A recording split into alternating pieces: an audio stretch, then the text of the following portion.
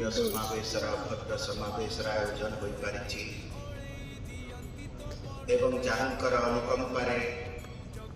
ये समग्र विश्व ब्रह्मांड गोटे श्रृंखल परिचालित होउछि। सेही अनंत कोटि ब्रह्मांड नायक जगत्कर्ता जगत पिता जगत विधाता जगत नियंता जगत रक्षाकर्ता महाप्रभु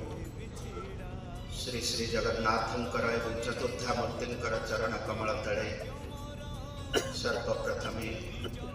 आमर भक्तिपूर्ण प्रणामांजलि निवेदन पूर्वक आमर समस्तंकर मार्गदर्शक अज्ञान अंधकार को दूर करी ज्ञान आलोक उद्भासित करने धराधाम भगवान अवतार रूप जन्म ग्रहण करिथिबा परम पूज्य गुरुदेव श्री श्री शिवानंद सरस्वती श्री सिद्धानंद सरस्वती चरण कमल तले प्रणिपात निवेदन पूर्वक जो दिव्य आत्मवृंद एठारे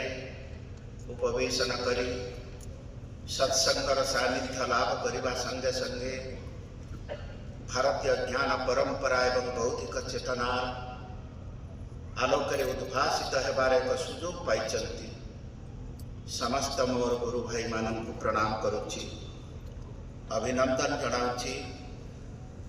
बंधुगण वर्तमान आम स्वामीजींकर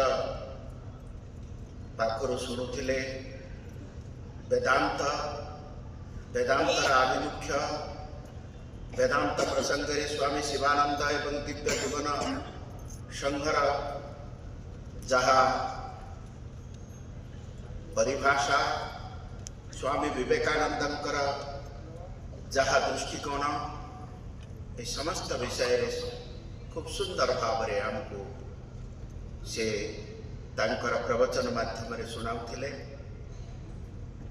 वेदांत हेउची एभली एक शास्त्र जी आमको जणई दिए